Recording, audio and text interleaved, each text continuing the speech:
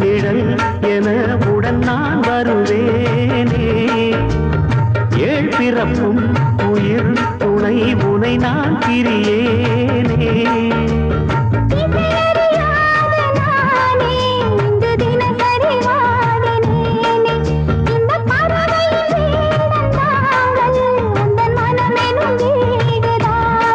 நீண்ட காலம் நேர்ந்த சோகம் நீங்கி போக நானும் நீண்ட யோகம் விளங்கிடும்.